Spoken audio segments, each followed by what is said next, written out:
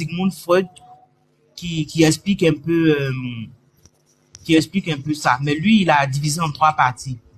Il dit Le ça, plutôt moi et qu'il le y a le surmoi. moi, voilà, le ça et le surmoi, tu vois. Mhm. Oui. Donc, je sais pas si c'est un lien parce que j'ai l'impression que ça rejoint un peu ce que tu es en train de dire là. Après, je sais pas, peut-être que je dis des bêtises aussi. Et Non, puis non. aussi, Ce j'aimerais que tu dis, savoir c'est aussi pertinent. Oui. si, par exemple, tu as pris l'exemple de celui qui était marié, bon, qui aimait à la folie et puis après il n'aime plus. Est-ce que les conditions de la vie ne créent pas d'autres moi, justement? Est-ce que c'est pas la vie qui conditionne les d'autres moi qui vont surgir après? Parce que je suis moi aujourd'hui, je suis avec mon conjoint, je l'aime. Mais peut-être que il y a certaines choses qui vont entrer qui vont se manifester, qui vont faire que je vais développer un autre moi qui va rejeter par la suite ce, qui va évincer le moi que je suis actuellement. Je sais pas si je peux, je sais pas si je comprends bien, si je dis des bêtises. Non, non, ce que tu dis, c'est très pertinent. Et effectivement, Freud a fait un travail, en fait, justement, en fait, là-dessus. Quand il parle, en fait, du ça, du moi et du surmoi. Donc, en réalité, Freud essayait de parler, en fait, de certaines réalités qui pouvaient être, en fait, dans l'homme. Et pour lui, en fait, le ça va représenter en fait un petit peu en fait c'est les corrélations, c'est un petit peu ce principe en fait de plaisir.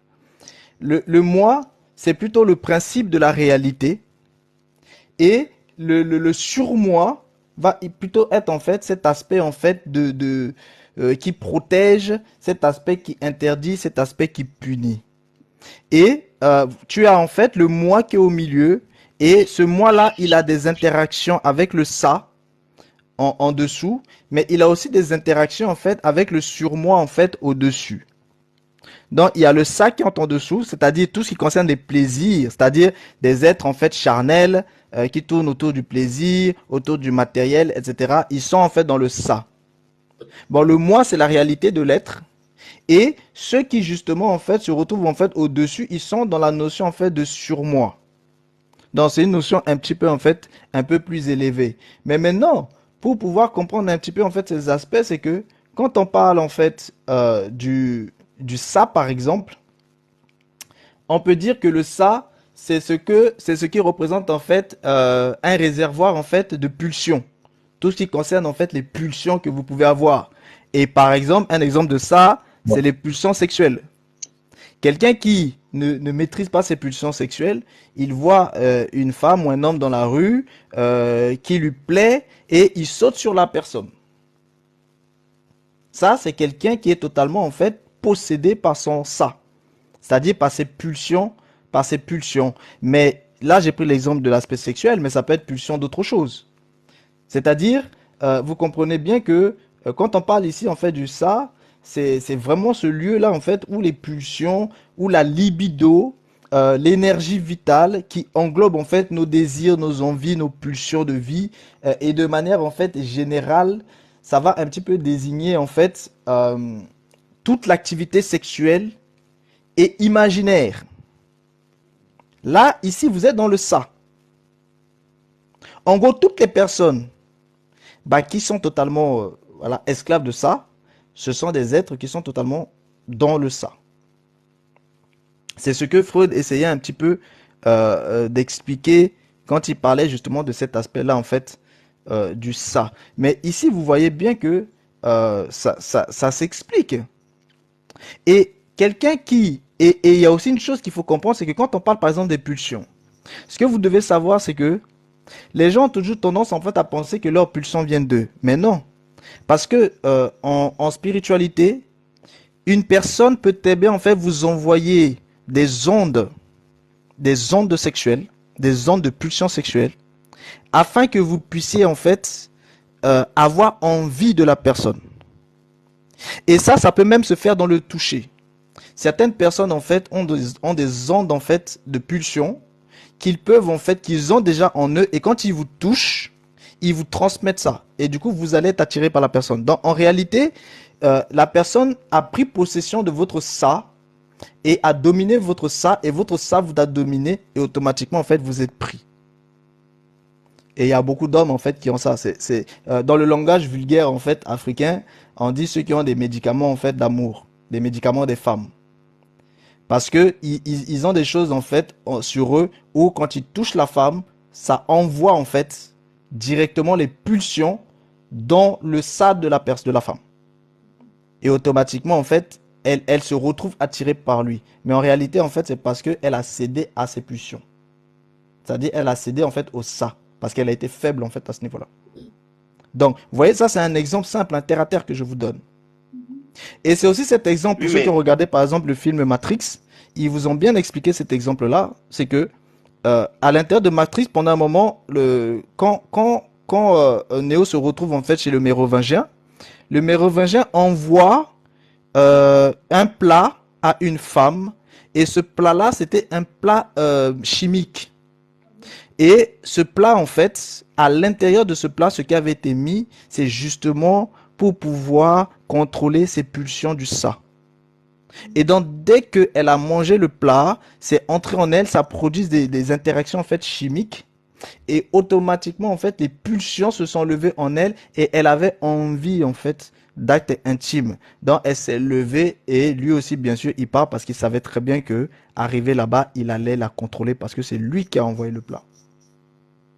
Et bien ça, vous devez savoir que vous retrouvez à peu près aussi, c'est les mêmes principes, par exemple, que vous retrouvez lorsque on donne parfois en fait des médicaments pour que les femmes mettent en fait dans la nourriture en fait des hommes ou que des hommes mettent en fait dans les verres des femmes. Ça joue sur leur pulsion, sur leur ça, et du coup en fait, ils sont totalement affaiblis. Et c'est aussi ce principe-là que vous retrouvez dans certaines drogues, ce qu'on appelle les drogues des violeurs, etc. Donc ce sont des réalités. Donc voilà, ici en fait un exemple concret hein, de par rapport à ce que Freud explique en fait par rapport en fait au ça. Et le moi en fait, c'est plutôt cet aspect de l'ego. Cet aspect de Ah l'ego. ben voilà, tu y viens. Parce que justement, et réveil, déjà bonsoir, hein. C'est que c'est toi Bonjour notre JD, spiritualiste.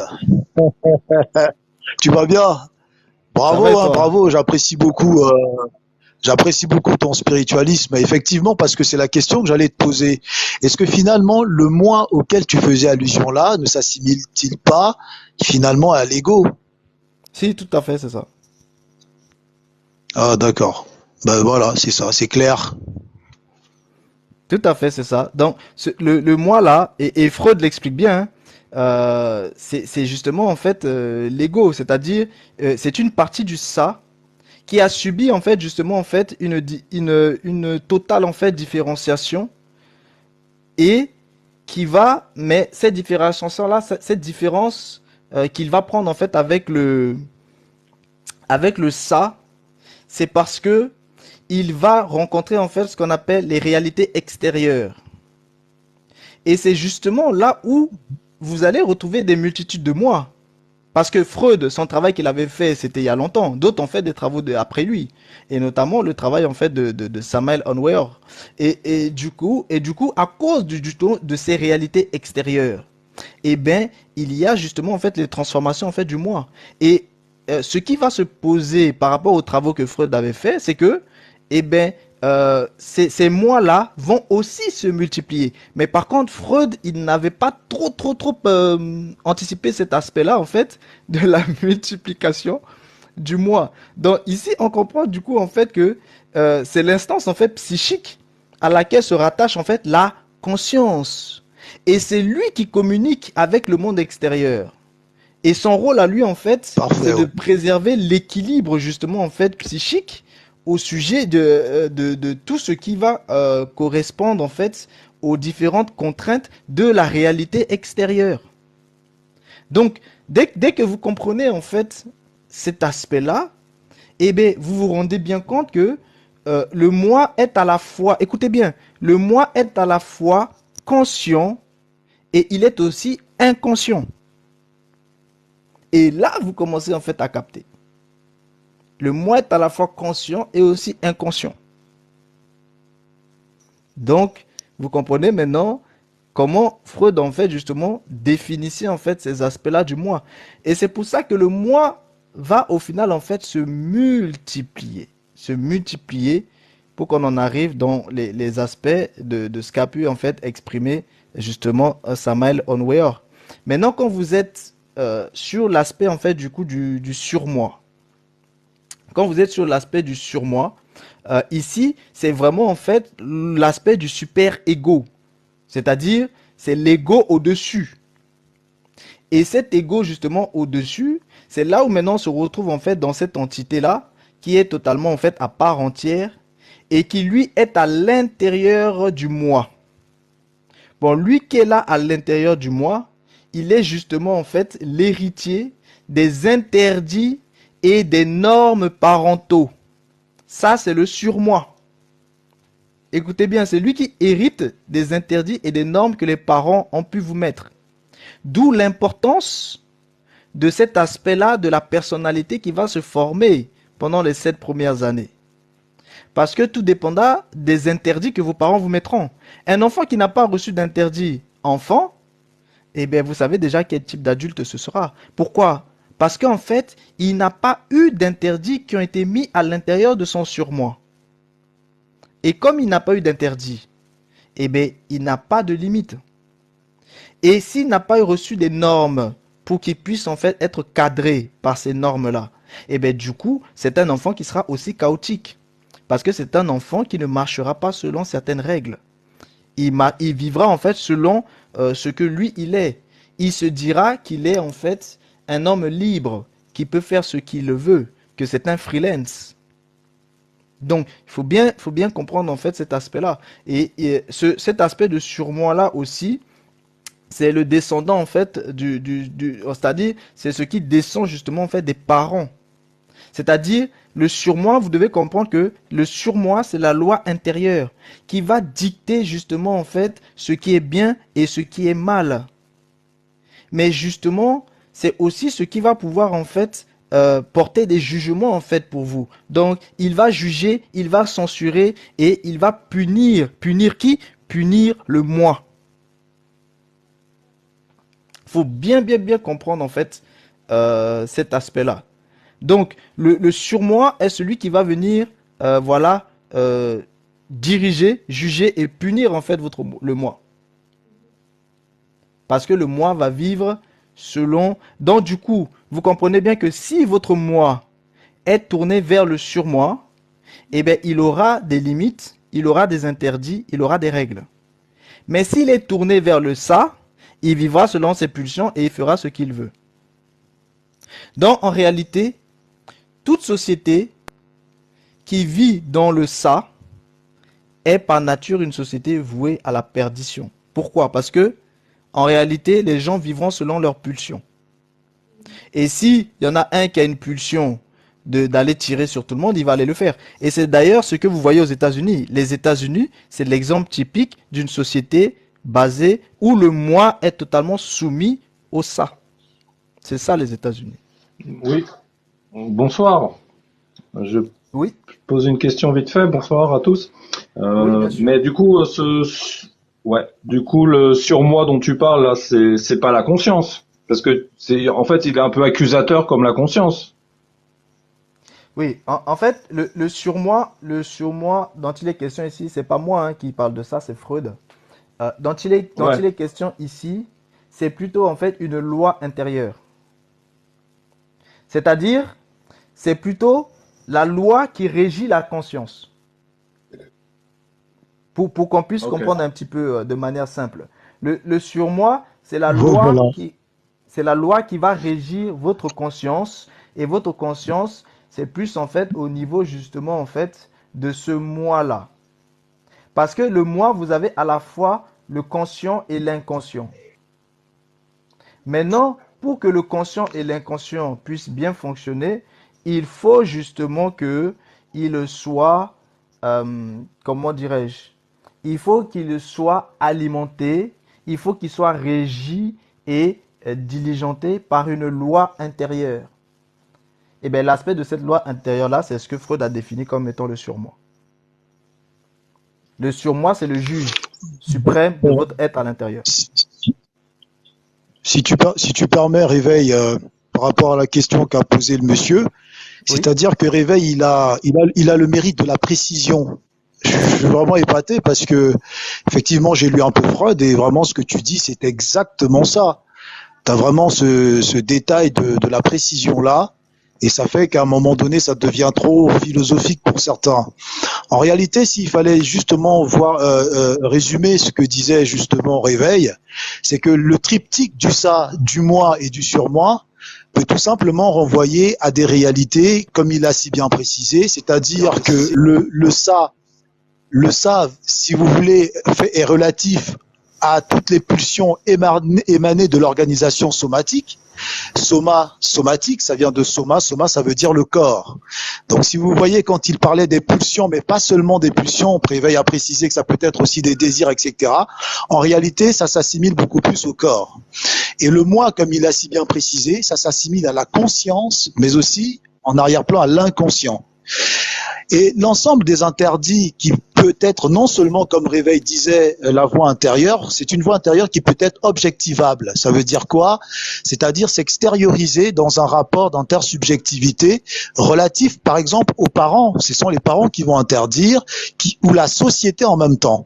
La société va poser des règles et la société précède le moi. Ça veut dire que quand le moi advient à l'existence, eh bien, il y a déjà une société et des règles, comme disait Réveil, qui va permettre de façonner le moi de telle sorte qu'il ne devient pas ouvert aux quatre vents.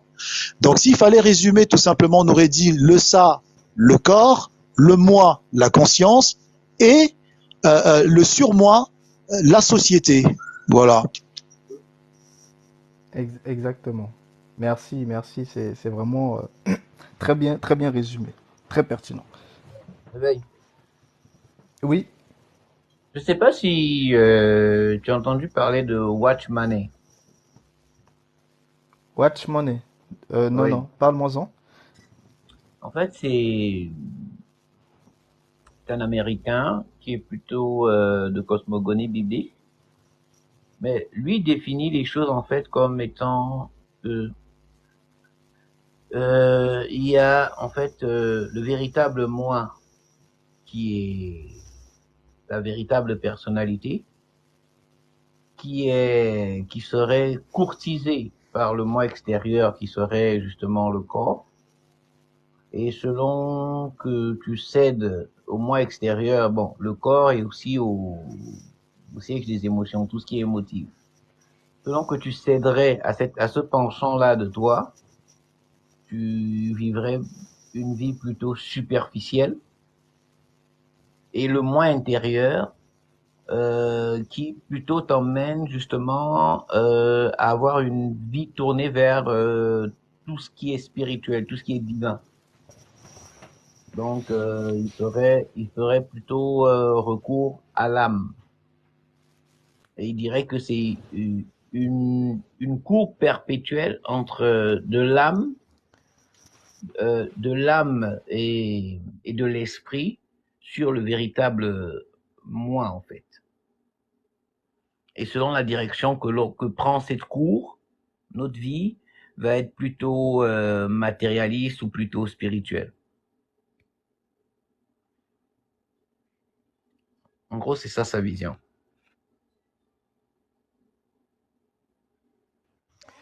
Ok, On a entendu parler. ok. En fait, là, en disant cela, tu m'obliges en fait à toucher un aspect que je voulais pas toucher en fait aujourd'hui. Et j'en ai parlé tout à l'heure. J'ai dit si jamais il y a des questions là-dessus, je reviendrai un petit peu. Mais allez, En fait, vas-y, vieux, tue-nous une fois. voilà, il s'agit en fait de la personnalité. Euh, le souci, c'est que il y a deux types de personnalités. Et ces deux types de personnalités ont vraiment en fait des fonctionnements en fait différents. Donc, vous allez parfois retrouver en fait la personnalité qui concerne justement la vraie personnalité. Et vous avez la personnalité qui concerne la fausse personnalité. Maintenant, ce dont je vous parle là, c'est à un haut niveau en fait de psychologie que l'on appelle en fait des psychologies dites spirituelles. Et on fera un travail là-dessus quand on parlera de la psychologie spirituelle. Dans la psychologie spirituelle, et notamment selon les travaux en fait de grands sachants tels que Selim Aysel, vous allez retrouver en fait certaines distinctions des différents niveaux en fait de l'être euh, qu'il va récupérer aussi dans certaines choses qu'on retrouve en fait chez les taoïstes, etc. Mais ce que vous devez comprendre, c'est que euh, l'être est considéré comme en différentes parties, c'est-à-dire il y a différents types d'êtres. Donc vous avez le type d'homme numéro un, je vous en avais déjà parlé un peu dans certains lives, le type d'homme numéro un, homme numéro 2, homme numéro 3. Maintenant, quand on parle d'homme numéro un et après jusqu'à 7, quand on parle d'homme numéro un, les hommes numéro un, ce sont ceux qui marchent sur des intérêts physiques. C'est-à-dire, un exemple, hein, pour ce type d'homme-là, un arbre va justement servir uniquement en fait de bois pour pouvoir se chauffer. Vous avez en fait les types d'hommes numéro 2. Pour eux, ils sont en fait basés sur des intérêts de nature émotionnelle. Donc le même arbre, pour lui, quand il va le voir, il va voir tout de suite sa beauté. Il va trouver que c'est beau. Et l'homme numéro 3, c'est plutôt en fait ce type d'homme-là qui lui a des intérêts plutôt basés sur l'intellectuel. Donc, il va voir un arbre et automatiquement il va se poser la question sur mais quel type d'espèce c'est. Donc, quand vous voyez un arbre, selon la réaction que vous avez, vous savez le type d'homme que vous êtes. Si vous voyez d'abord tout de suite qu'il va vous servir en fait à cuisiner, vous êtes un homme de type 1, basé sur des intérêts physiques. Si vous voyez que, si vous êtes plus touché par sa beauté ou sa mocheté, eh bien, vous êtes un homme de type 2. Vous êtes un être émotionnel. Ça, c'est vraiment de la psychologie spirituelle. Hein. C'est pas de la psychologie classique. Hein. C'est de la psychologie spirituelle. C'est encore un autre niveau de psychologie. Hein. Vous avez l'homme de type 3 qui, lui, est beaucoup plus intellectuel. Il va plutôt chercher de quel type d'espèce c'est, etc., etc. Et vous avez l'homme de type 4 qui, lui, va être basé sur une conscience de soi. Et cet homme de type 4, lui, justement, il est justement en fait dans la connaissance de soi et de l'univers. Donc lui, ce qui va l'intéresser, ce sont ces aspects-là. Et lui, en fait, il va chercher en fait à intégrer les choses, il va chercher à appliquer en fait certaines disciplines. Là, ici, vous allez trouver un petit peu ceux qui vont être, voilà, se dire en fait des sachants, des gens qui vont chercher à être pragmatiques, à appliquer des disciplines, etc., etc. Des gens qui sont dans la connaissance, etc. Vous avez l'homme maintenant du type numéro 5, qui lui, en fait, est non pas basé sur une conscience de soi, mais sur une conscience objective. Ceux-là, c'est ceux qu'on va appeler les saints et les sages. Pourquoi? Parce que eux, ils sont là plutôt pour enseigner les 3 autres types d'hommes ordinaires. Ils vont leur enseigner en fait la capacité de grandir sur un chemin spirituel. Donc ici, ça, c'est le type d'homme numéro 5. Et les types d'hommes numéro 6, ça va être plutôt ce qu'on appelle des bodhisattvas. Les bodhisattvas, ce sont en fait des êtres qui sont bienveillants, qui sont sincères, qui sont clairs, qui sont discrets. Et eux, ils sont toujours là en fait dans l'objectif en fait de partager en fait leur joie, de partager en fait leur possession, c'est-à-dire ils sont là à partager ce qu'ils ont, que ce soit du matériel ou que ce soit en fait de l'intellectuel, que ce soit des connaissances, etc. Et pour ces hommes-là, justement, ça va jouer dans les rôles en fait d'incarnation. Donc eux, ils n'ont pas véritablement en fait forcément d'intérêt en fait à s'incarner, mais ils vont revenir à chaque fois pour justement faire avancer certaines choses parce que par compassion, pour aider les gens en fait à avancer sur un chemin. Là, vous allez retrouver ce type d'hommes-là, numéro 6, ce qu'on appelle les bodhisattvas. Et au dernier niveau, vous avez les hommes en fait qui sont vraiment considérés comme des maîtres et qui sont des hommes véritablement authentiques, qui sont des hommes de type 7. Et ces hommes de type 7-là, eh bien, eux, il n'y en a pas beaucoup. Hein. Il y en a à peu près une douzaine en fait qui s'incarnent. Là, on parle du système des bovins. Une douzaine qui s'incarnent en fait régulièrement. Et eux, quand ils s'incarnent, c'est pour impulser en fait certaines choses, pour donner des impulsions à partir des enseignements pour l'évolution en fait de l'humanité. Mais non, ces types de diagrammes d'hommes-là ne marchent pas uniquement en fait sur cet aspect-là, parce que vous avez les aspects des sens et vous avez les aspects de personnalité. Maintenant, dans les aspects de personnalité, Vous avez deux types de personnalités. Donc, les deux types de personnalités, vous avez la personnalité réelle et la fausse personnalité. Maintenant, c'est quoi la personnalité réelle? Parce que en fait, en réalité, la personnalité, c'est un petit peu en fait un masque. C'est-à-dire, c'est ce qui va masquer en fait votre être. La personnalité, c'est un masque. La personnalité, c'est pas vous. La personnalité, c'est un masque. C'est-à-dire, c'est quelque chose, c'est un être qui va être façonné et qui va masquer en fait votre être. Donc, votre être en fait va marcher selon cette personnalité-là. Vous avez ce qu'on appelle la personnalité réelle. Cette personnalité réelle-là, pour que vous puissiez comprendre véritablement ce que c'est là où vous allez retrouver toutes les qualités, les capacités que vous allez acquérir pendant votre vie, que ce soit du savoir-faire, du savoir-vivre. Vous allez retrouver en fait la vie que vous allez vivre de manière quotidienne, avec son utilité, son côté utile, son côté positif. Vous allez retrouver aussi dans cet aspect-là de personnalité réelle, vous allez avoir en fait toutes les parties positives des centres physiques, émotionnels et intellectuels. Maintenant, je ne rentrerai pas dans ces centres-là. Ces centres-là, en fait, vous les retrouvez dans les différents types d'hommes dont je vous ai parlé, en fait, des 7 types d'hommes. Donc, mais ici, vous retrouvez les aspects positifs. Donc, dans votre personnalité réelle, vous retrouvez tout ce qui est en fait en réalité positif pour que votre vie se passe bien. Mais le problème, c'est que de l'autre côté, il y a la fausse personnalité qui va aussi se former. Et cette fausse personnalité, en fait, qui se forme, c'est tout ce qui concerne la partie négative de vos différents centres, en fait, physiques, émotionnels et intellectuels. Et vous allez retrouver, par exemple, ici, des fausses idées. Vous allez retrouver ici les émotions négatives. Vous allez retrouver l'orgueil, la vanité, l'égoïsme. Vous allez retrouver les besoins de toujours devoir se justifier. Vous allez retrouver en fait toutes ces choses en fait qui sont en réalité néfastes pour vous. Et en réalité, ce qui en vous représente un ennemi, c'est cette fausse personnalité, véritablement, parce que elle vous poussera toujours vers des vibrations négatives. Et le but de la fausse personnalité, c'est d'asservir votre personnalité réelle.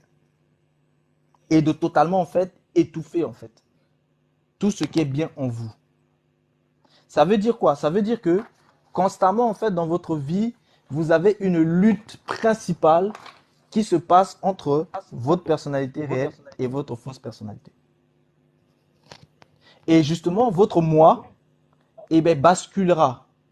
Si jamais votre moi obéit en fait justement à la fausse personnalité, il basculera dans le négatif. S'il obéit à la personnalité réelle, il basculera dans des choses qui peuvent être positives pour vous. Mais le souci c'est quoi? C'est ce que maintenant Samael en fait il explique, c'est que quand vous prenez tous ces aspects et que vous les mettez justement en fait en corrélation, vous allez vous rendre compte que eh bien, vous pouvez vous retrouver dans des aspects où chaque moi peut être façonné par des aspects de la personnalité réelle et aussi par des aspects de la personnalité en fait fausse. Et là, vous vous retrouvez en fait avec des multitudes de moi en vous. Et c'est un petit peu ce que Samael Onweyer en fait était en train d'expliquer en fait ici. Donc vraiment. Alors là, il serait très bien content de savoir. Oui. Ouais, bravo, Réveil. Je veux dire, il serait très bien content de savoir que vous concevez fort bien sa pensée. Hein. Bravo. On essaie de comprendre pour donner aux gens. Mais tout ça, c'est le système bovin. Ça ne veut pas dire que je suis d'accord avec ça, mais ça signifie que, en fait, c'est la réalité de ce que les gens vivent. En fait, c'est vraiment ça. Pour moi, le plus important, c'est que on puisse comprendre en fait les réalités de ce qui est vécu. Et pour qu'on comprenne un petit peu l'absurdité de tout ce qui se passe en nous. Parce qu'on ne peut pas dire, on peut pas dire que le même être en nous va aimer et va haïr la même personne. C'est pas possible d'aimer et d'haïr la même personne. Or, ce que de manière courante on nous fait croire, c'est que on vous dit l'amour et la haine sont très proches. Donc, on veut nous faire comprendre que, eh bien, aujourd'hui vous pouvez aimer et demain vous pouvez haïr. Mais en réalité, on nous ment. Parce que celui qui a aimé hier, ce n'est pas le même qui a haï demain. Donc, en réalité, le même être ne peut pas aimer la même personne et la haïr. C'est un autre être. Et c'est ça, en fait, cet aspect-là qu'on nous cache dans le système des bovins et que des gens comme les Samaël vont venir, en fait, expliquer parce que lui, il s'en fout. Pour lui, il est venu. C'est pour ça qu'il dit que lui, il est le représentant de l'avatar de l'ère du Verseau. C'est-à-dire, il vient balancer, en fait, des vérités que les autres, enfin, des réalités que les autres ont cachées. Mais lui, il le fait dans son sens. Parce que son but, c'est justement d'emmener les gens vers lui, ces choses. C'est pour ça que on l'étudie pour comprendre justement ces aspects-là. Mais là où il faut vraiment faire un bémol, c'est que lui, il est clair. Il dit ce qu'il est, il dit pourquoi il est venu. Et bien sûr, il dit aussi vers où il veut emmener les gens. Vu que pour lui, il veut emmener les gens vers le mariage parfait. Et c'est vraiment tous ces aspects-là qu'il faut bien comprendre. Mais quand Ouais. En tout on cas, s'attarde sur ce qu'il explique, on comprend en fait, en réalité, ces genres de choses-là. Et c'est ça qui est intéressant d'un point de vue euh, intellectuel, d'étudier en fait ce qu'il dit et de voir en fait ces choses qu'il explique par rapport à un système qu'il connaît et qu'il connaît vraiment très bien. C'est-à-dire le système effectivement. des bovins. Ouais, bravo. Bien sûr. Bah, ce que je voulais dire, c'est que justement, c'est intéressant ce qu'il explique parce qu'il y a beaucoup de choses qu'on vit dans le monde. Il y a des comportements qu'on affiche, qu'on n'arrive pas à comprendre pourquoi on est plus attiré par telle ou telle chose, pourquoi on agit d'une certaine manière.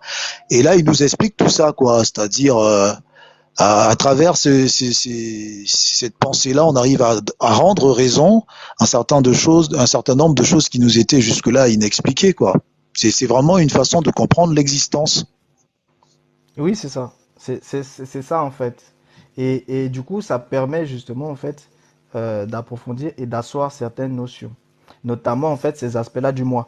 Donc, quand on comprend bien, eh ben, on réalise qu'effectivement, eh ben, il y a des multitudes en fait de moi qui interagissent en fait en nous. Bon, le but maintenant, c'est d'aller en profondeur et puis de voir maintenant quel est ce rapport-là. Parce que pour lui, tant que quelqu'un est en train de vivre selon le moi et selon les moi, parce que pour lui, en fait, il y en a plusieurs.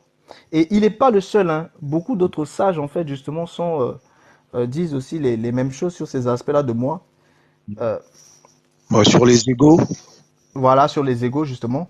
Donc, euh, ce qui nous explique, c'est que tant qu'une personne n'a pas fabriqué d'âme, cette personne reste, en fait, une machine contrôlée par le moi.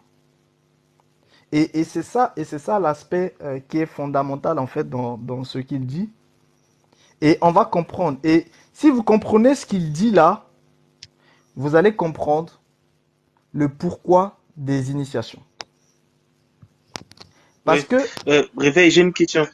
Ah, vas-y. oui, Oui, vas-y, parce que, vas-y, plus tard alors. non, vas-y, pose ta question, je vais continuer Oui, après. tu mettras l'autocritique de soi à quel niveau? C'est-à-dire, quand tu parles d'autocritique de soi, C'est-à-dire il y a des fois où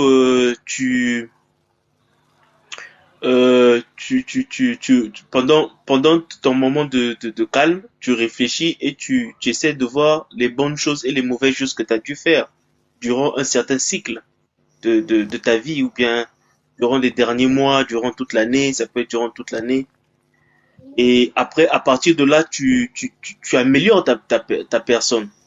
Alors, tu mettras ça sur le surmoi ou au niveau des personnalités, des en niveaux des fait, personnalités. si tu as si tu prends conscience des mauvaises ou des bonnes choses que tu as fait, Freud, en fait, lui, te dit que c'est parce que la loi qui est au niveau de ton surmoi, le juge qui est Oui. là au niveau de ton surmoi, il a fait comprendre à ton moi, c'est-à-dire à ton Mhm. conscient, et peut-être en passant d'abord par ton inconscient, il lui a fait comprendre des choses et que du coup, toi aussi, tu as compris que ces choses que tu as faites sont mauvaises et c'est à partir de ce moment-là que tu te remets en fait en cause. En fait, Mhm. forcément pour Freud en fait, c'est parce que il y a eu en fait une action du moi enfin une action du surmoi sur le moi qui permet justement en fait au moi de se remettre en cause. Donc sur le surmoi, oui. D'accord, d'accord. Merci. Oui, ça vient pour Freud, hein. Pour Freud, ça vient forcément en fait du surmoi parce que c'est le surmoi en fait, c'est un petit peu la loi intérieure. C'est le juge suprême de ton être intérieur. Donc c'est lui qui va justement en fait faire remarquer justement ses fautes et ses transgressions au moi. Et parfois, euh, maintenant le moi là, il est constitué de deux aspects. Il est constitué à la fois du surmoi. Enfin, il est constitué à la fois du conscient et de l'inconscient. Maintenant, il y a un aspect ici dont je n'ai pas parlé, c'est-à-dire le subconscient. Je n'ai pas parlé du subconscient. Là, on parle de l'inconscient et du conscient. On n'a pas parlé du subconscient. Donc, à l'intérieur du moi, vous pouvez mettre en fait l'inconscient et le conscient. Mais le subconscient, votre subconscient, en fait, en réalité, c'est un réservoir dans lequel on dépose des choses. C'est-à-dire, votre subconscient, il est un petit peu, en fait, pas totalement, mais une partie du surmoi peut être assimilée un petit peu à votre subconscient. Parce que tout ce qui se trouve dans votre surmoi, ça fait partie des choses en fait que vous avez reçues justement en tant que loi, en tant que règle, pour que ça vous permette de voir ce qui est bien, ce qui est interdit, etc. Et ces choses-là, vous les recevez non seulement par vos parents, par les institutions, par selon les différents cycles d'éducation. Vous savez que vous êtes éduqué au milieu familial par vos parents, vous êtes éduqué au milieu scolaire par la société, par l'institution, et vous êtes éduqué aussi au niveau amical, c'est-à-dire par votre environnement. Donc tout ça, ce sont justement des choses qui vont venir en fait remplir, en fait, programmer votre subconscient. C'est pour ça qu'en fait, en réalité, la société travaille beaucoup avec le subconscient parce que la société programme le subconscient. Et tous les cycles de manipulation, les cycles en fait, certains cycles initiatiques et tout ça, ce sont des programmations du subconscient. Tout comme dans le nouveau système de virtualité, etc., ce sont des programmations aussi du subconscient. Parce que quand le subconscient est programmé, ce sont des lois, ce sont des façons de faire, ce sont des règlements qui sont déposés dans le subconscient. Et du coup, le conscient et l'inconscient vont pouvoir en fait utiliser en fait ces aspects-là. Mais quand on parle d'inconscient et de conscient, c'est vraiment lié avec aussi cet aspect-là que Freud développe vraiment dans l'aspect en fait du surmoi. D'où les travaux de Freud restent quand même assez intéressants dans les choses qu'il a développées. Ouais, exactement. Ben, si tu permets, Réveil, justement par rapport à la question du frère sur l'autocritique, il y a il y a un autre courant de pensée qui va par exemple détacher la conscience en trois parties. Ça veut dire que il y a une sorte de tripartition de la conscience, à savoir la conscience spontanée, c'est-à-dire l'ensemble des intuitions qui accompagnent actes et pensées du sujet, par le moyen de la perception. Il y a maintenant la conscience réfléchie, donc cette partie de la conscience qui est un peu intellective, hein, c'est qui va permettre justement de faire des rapports entre les choses, etc. Et c'est justement dans cette conscience intellective-là qu'on va peut-être saisir l'ensemble des actions et de pouvoir véritablement les analyser pour pouvoir justement les passer à la juridiction de la conscience morale, c'est-à-dire la dimension morale de la conscience qui va permettre de juger selon les impératifs du bien et du mal ce qu'on a fait de bien ou ce qu'on a fait de mal. Donc il y a aussi cette dimension-là. Finalement, c'est comme disait Réveil, hein, ça reste dans le moi et voilà. Tout à fait. Merci.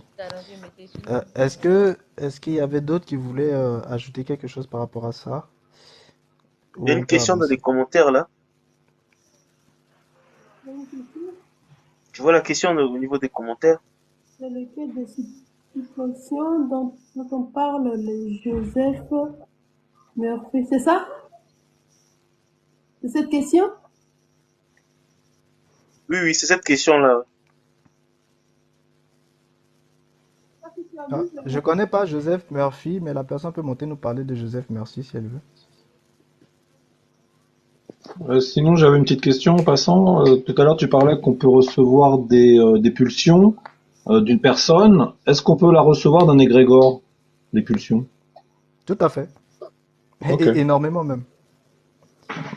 carrément. Après, C'est- après, quand on parle d'égrégore, on peut recevoir justement des pulsions de tous les égrégores, que ce soit égrégore spirituel, ancestral, humain, collectif et aussi virtuel.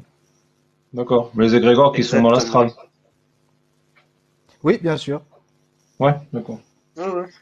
Mais c'est qu'on est connecté C'est les sur leur entités. fréquence.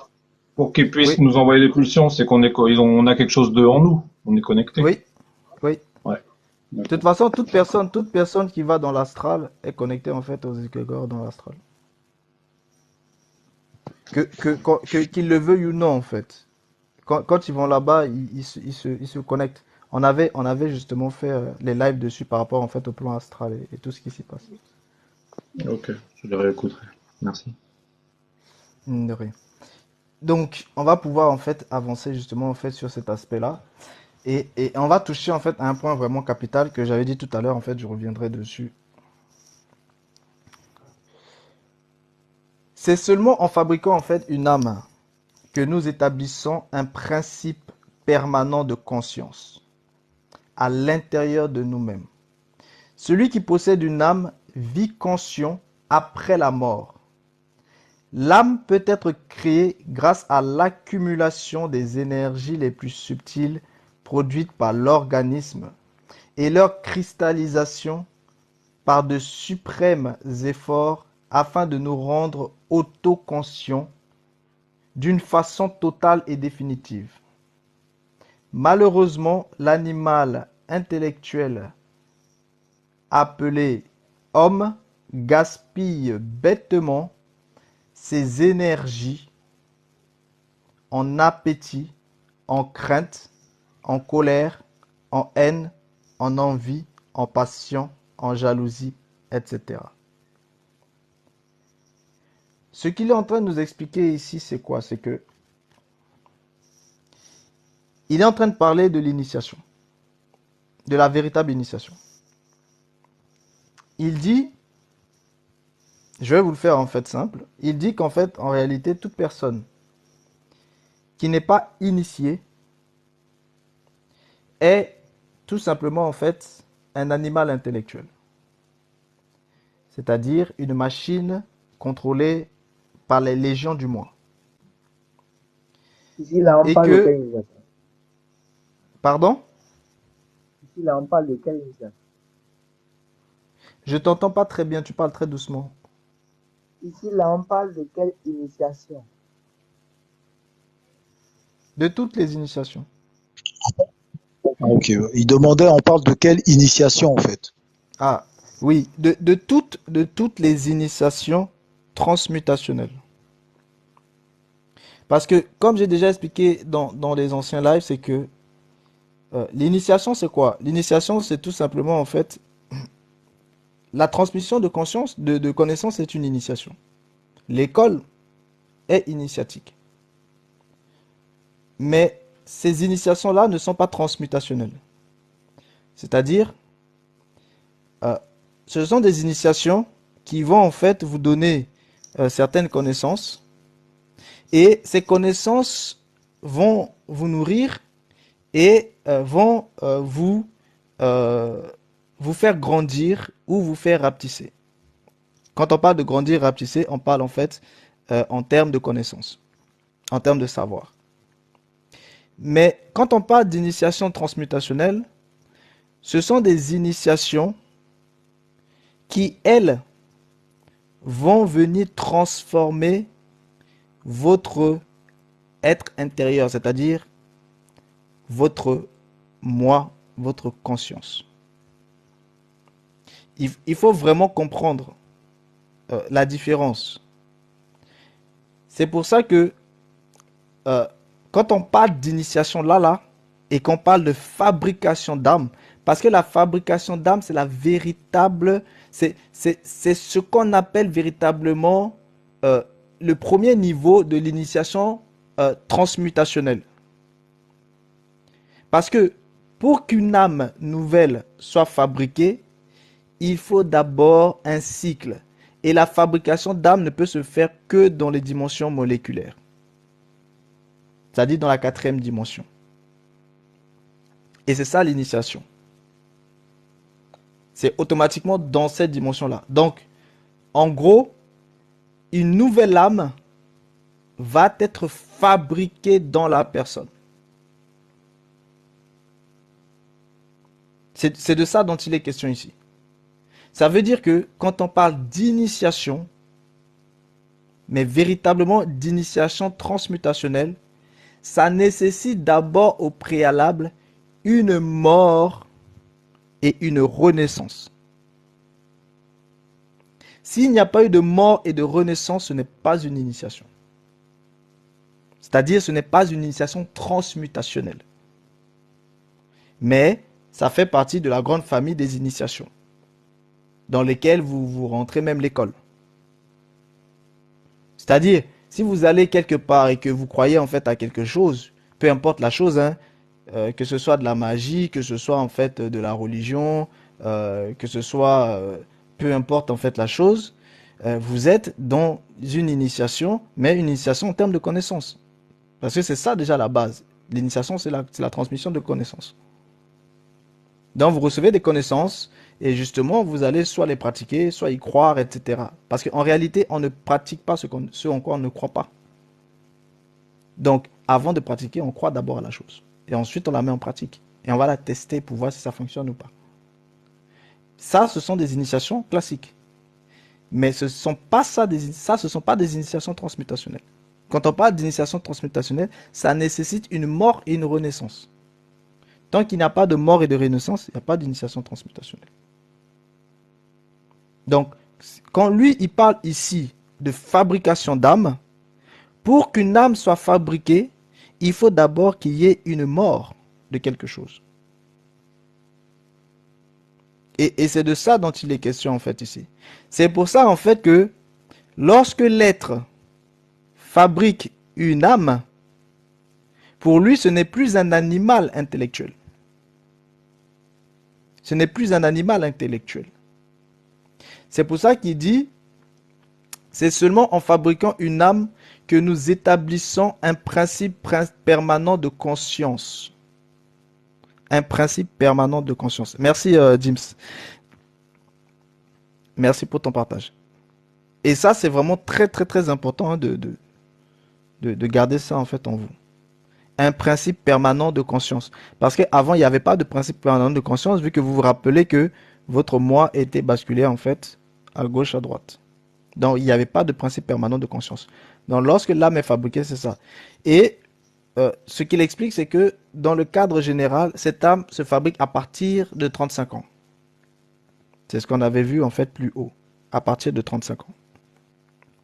Et c'est à ce moment-là que l'être en fait va connaître des choses différentes, c'est-à-dire il va connaître une autre façon de vivre la sexualité. Vous devez savoir que un être qui a fabriqué une âme en lui ne vit pas la sexualité telle que l'homme animal en fait intellectuel a vu la sexualité. Cet homme qui a fabriqué une âme, lui, il va utiliser la sexualité de manière subtile. Il va utiliser justement tout ce qu'on a vu en fait au préalable, c'est-à-dire la magie sexuelle, la sorcellerie en fait dans la sexualité, etc. Toutes ces choses-là. Et ça va permettre en fait à ces personnes-là de fabriquer en fait des choses.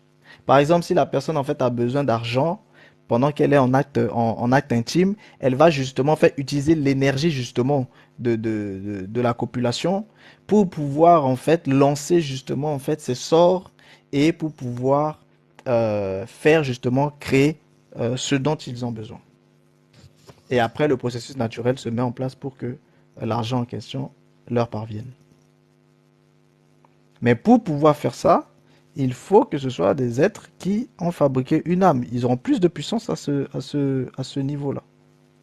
Mais ceux qui ne l'ont pas encore fabriqué d'âme, mais qui ont été initiés en termes de connaissances dans certaines choses, ils peuvent parfois faire aussi en fait ces choses-là avec moins de puissance, mais ça ne veut pas dire qu'ils ne le feront pas. S'ils ont la connaissance qu'ils peuvent faire certaines choses à travers la magie sexuelle, ils le feront. Et on a vu le cas en fait des gens qui ont subi en fait des choses de magie sexuelle sans forcément être conscient. Et on a vu aussi que beaucoup de gens justement pratiquent en fait la magie sexuelle constamment sans même en fait s'en rendre compte, et tissent des alliances, ouvrent des contrats, ouvrent des vortex sans en fait s'en rendre compte. Donc vous voyez ici, ils n'auront pas la même puissance que ceux qui ont fabriqué en fait des âmes, mais ils le font aussi à travers leurs paroles, etc. Donc il faut bien distinguer justement en fait les différents aspects. Et quand ici il parle en fait de celui qui possède en fait une âme, donc il explique en fait clairement ce que en fait ça signifie. Donc, et il faut savoir que lui, dans ce qu'il est en train de dire, c'est que malheureusement l'animal intellectuel appelé en fait homme gaspille bêtement en fait ses énergies justement dans tout ce qui concerne les craintes, les colères, les haines, etc. Toutes ces choses-là dont on a vu qui sont en fait liées à la fausse personnalité. Il est donc urgent de créer en fait la volonté consciente. Il est indispensable de soumettre toutes nos pensées et tous nos actes au jugement intérieur.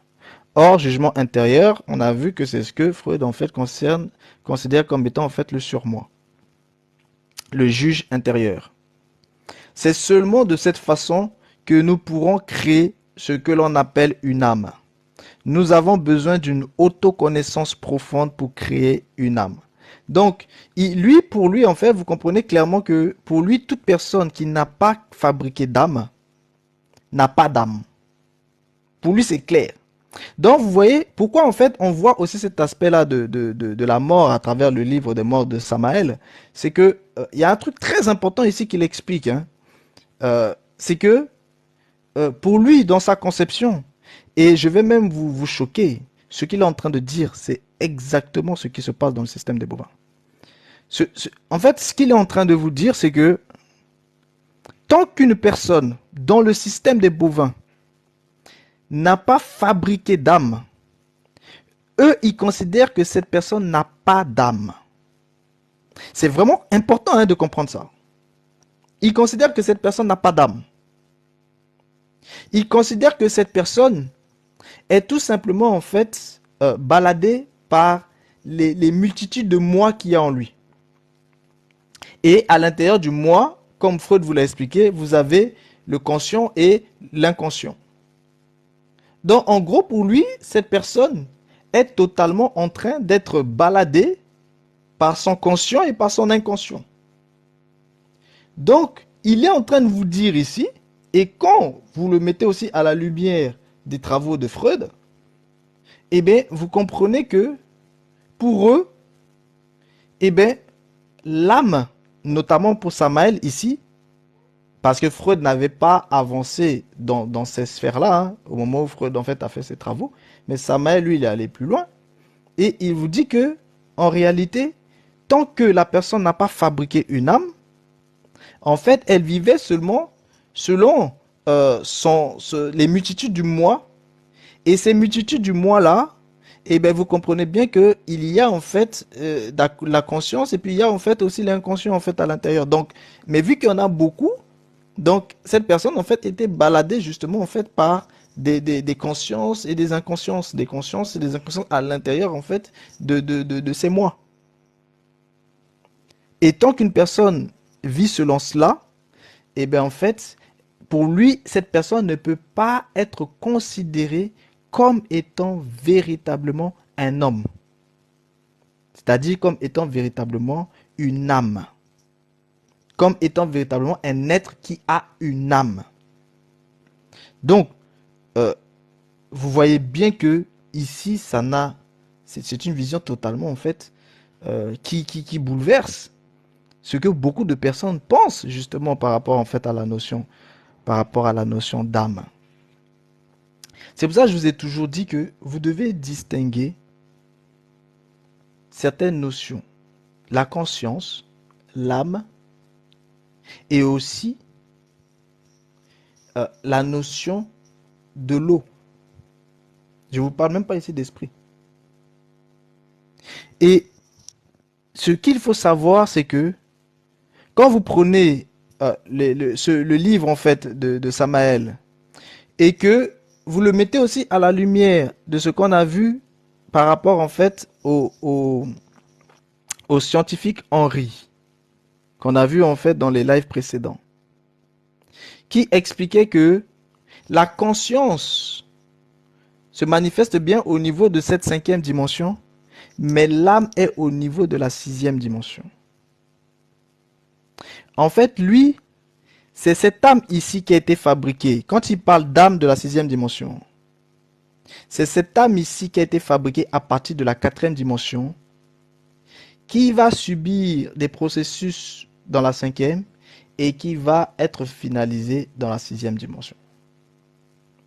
C'est de ça dont il parlait. Et c'est ça en fait que arriver en fait dans la 6e dimension, c'est considéré comme véritablement étant l'être. Donc ça veut dire quoi?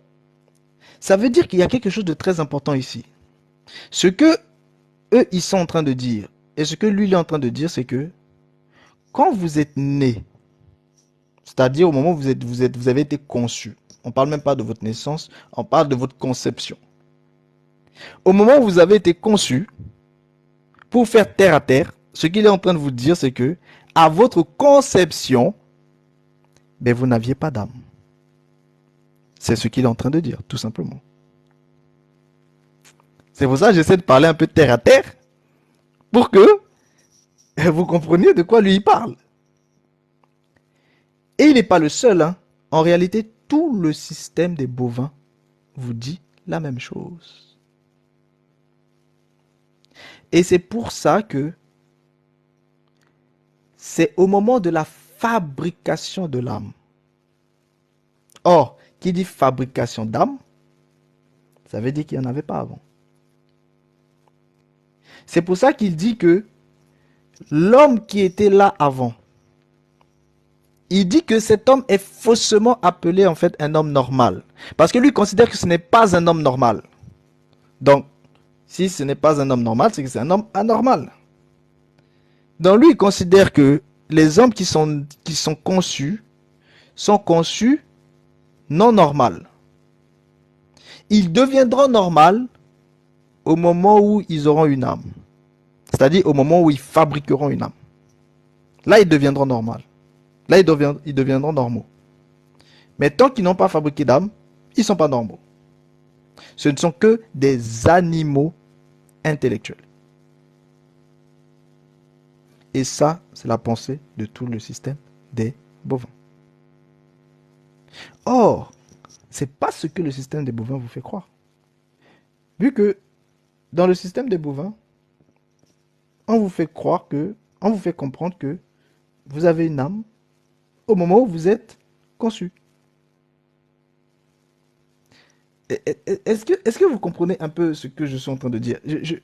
Je fais une petite pause ici. Est-ce que vous comprenez de quoi vraiment il est question là? Oui, on le sait. Vu que les gens sont nés sans âme. Et c'est après qu'ils fabriquent l'âme. D'après les bovins. Voilà. Ça veut dire que toutes les personnes dans le système des bovins, toutes les personnes qui n'ont pas fabriqué d'âme, ce ne sont que des machines contrôlées. Et quand vous comprenez ça, vous comprenez pourquoi ils vous consomment. Parce que pour eux, vous n'êtes que des machines. Ça veut dire que si la personne n'a pas fabriqué d'âme, la personne ne leur appartient pas encore. Voilà. C'est de ça dont il est question. Donc la personne est un animal en élevage. Et cet animal en élevage est un animal plus intelligent que les autres animaux. En gros, vous êtes plus intelligent que le chien. Vous êtes plus intelligent que le chat. Vous êtes plus intelligent que le singe.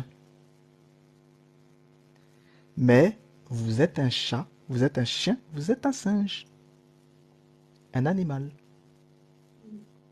Mais ce qui vous distingue d'eux, c'est que vous êtes intelligent. C'est de ça dont il est question. Alors, lorsque vous comprenez cet état de pensée, mais pourquoi ça vous étonne qu'il vous maltraite? Pourquoi ça vous étonne qu'il ne vous considère pas? Pourquoi ça vous étonne qu'il vous laisse mourir de faim? Mais par contre, il ne vous laisse pas trop mourir de faim parce que il faut quand même que vous soyez nourri. Parce que si vous mourrez, ils ne peuvent plus vous consommer énergétiquement parlant. Et vous ne pouvez pas non plus devenir des potentiels qui vont avoir une âme fabriquée. C'est tout simplement pour ça qu'ils ne vous exterminent pas.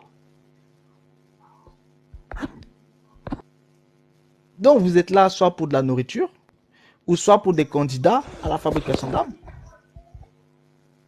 Et aussi vous êtes là pour surveiller les autres animaux. Parce que vous quand même vous êtes intelligent. Les autres ils sont bêtes. Alors vous êtes intelligent donc vous allez gouverner les bêtes. Mais ils ne vous laisseront jamais vous les gouverner. Si vous comprenez ça, vous comprenez comment le monde fonctionne. Et vous comprenez pourquoi vous montez, vous descendez. Parce qu'il y en a qui disent, mais pourquoi il y a toujours quelques pourcents qui gouvernent le tout? Mais si vous comprenez ça, vous avez les réponses. Parce que la majorité, ce sont des animaux intellectuels. Et les minorités, ce sont des gens qui ont suivi des processus. Des processus. Et le premier processus, c'est la fabrication d'âme. Ça, c'est le premier niveau. Et ceux qui fabriquent une âme, c'est ceux qui sont appelés dans le monde les initiés. Parce que c'est à travers l'initiation transmutationnelle qu'il y a la fabrication d'âme. Là, je ne vous parle pas de celui qui va aller se faire une petite cicatrice entre la main et on va déposer en fait une puissance spirituelle en fait du singe pour qu'il soit fort et qu'il mette des coups de poing forts. Je ne vous parle pas de ça. Hein.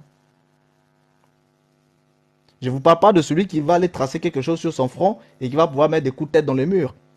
Ce n'est pas de ça dont je vous parle là. Ça, c'est des petites choses ça. Là, on vous parle de fabrication d'âme qui ne se fait que dans la dimension moléculaire. C'est de ça dont il est question.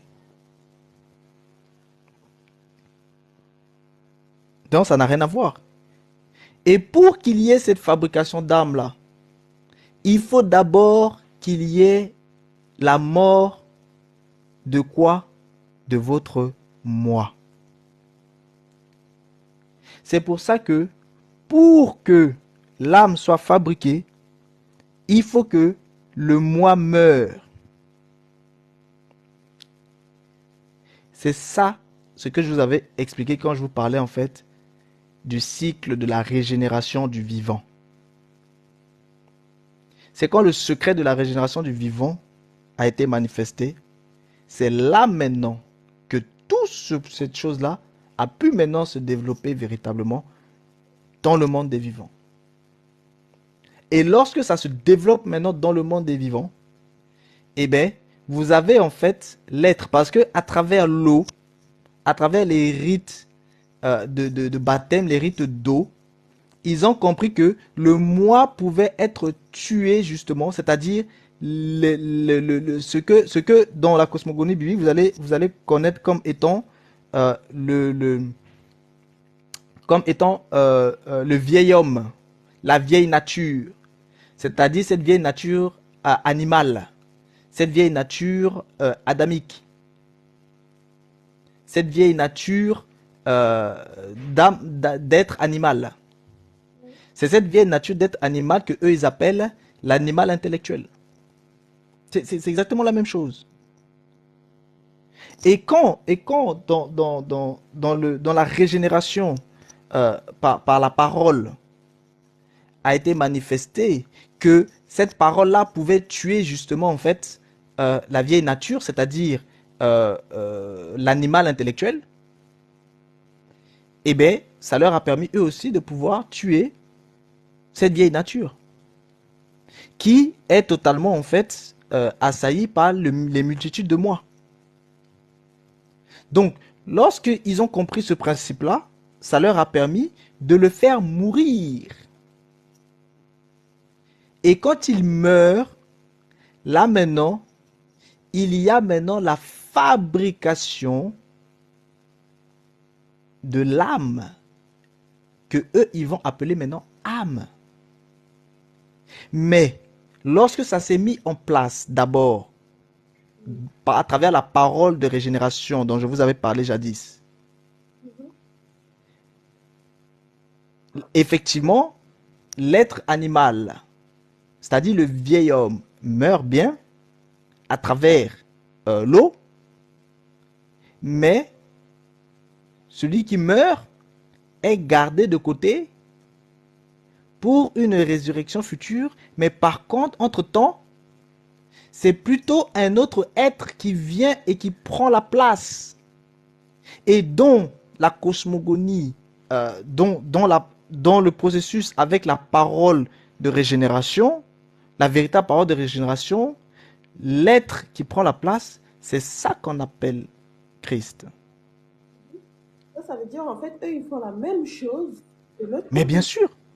Mais bien sûr, c'est pour ça que je vous ai dit, c'est quand cette parole de régénération a été manifestée que eux, ils ont compris aussi le secret et ils font la même chose après. Tout a commencé à partir de là. Et ce qu'ils font, c'est que, eh bien, pareil, ils font mourir cet être animal et ils mettent aussi un autre être à la place. Et c'est cet autre être à la place qui lui est ici appelé l'âme. En gros, là où par exemple, dans la parole de régénération, on vous dit, si je vis, ce n'est plus moi qui vis, mais c'est Christ qui vit en moi, et bien eux, en fait, c'est la même chose. Si désormais, ceux qui ont subi en fait cette transmutation régénérative, s'ils vivent, ce n'est plus eux qui vivent, c'est-à-dire ce n'est plus leur moi qui vivent, mais c'est plutôt en fait cette âme-là qui vit en eux. C'est exactement la même chose, mais de l'autre côté. C'est aussi la nouvelle naissance. Bien sûr, mais c'est pour ça que ils appellent ça born again. Donc, c'est-à-dire, ils considèrent que c'est la nouvelle naissance, c'est-à-dire naître de nouveau. Naître de nouveau. Donc, mais avant ça, ils disent born and reborn again. Ça veut dire quoi? Ça veut dire naître et renaître de nouveau. Naître là, c'est lorsque vous sortez du ventre de votre mère. Mais en réalité, pour eux, quand vous sortez du ventre de votre mère, vous n'aviez pas d'âme. Mais, eh bien, vous avez un moi, un ego. Bon, ils vous disent que ce moi-là, cet ego-là, doit mourir. Et les multitudes de moi-là doivent mourir. Afin que vous naissiez de nouveau, reborn again. Renaître encore. Et ce renaître encore là, c'est ça, cette âme dont il est question ici dans Samaël.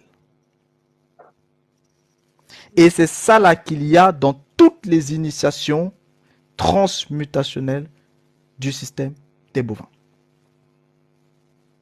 C'est de ça dont il est question. Peu importe la branche, que ce soit une branche spirituelle, une branche athée, une branche philosophique, une branche religieuse, une branche traditionnalisme, peu importe, c'est la même chose. C'est de ça dont il est question. C'est vraiment important en fait que vous compreniez ça. Maintenant, cette âme-là qui vient d'être fabriquée, pourquoi on vous parle de fabrication? Mais parce que c'est quelque chose qui n'était pas. C'est bel et bien une fabrication. Donc, vous devez bien comprendre que c'est une nouvelle naissance. C'est une nouvelle naissance. C'est une âme qui vient d'apparaître. Et maintenant, le processus va maintenant continuer. Est-ce qu'il y a des questions déjà à partir de là? Parce que là, maintenant, on va parler maintenant de la mort avec sa foudre.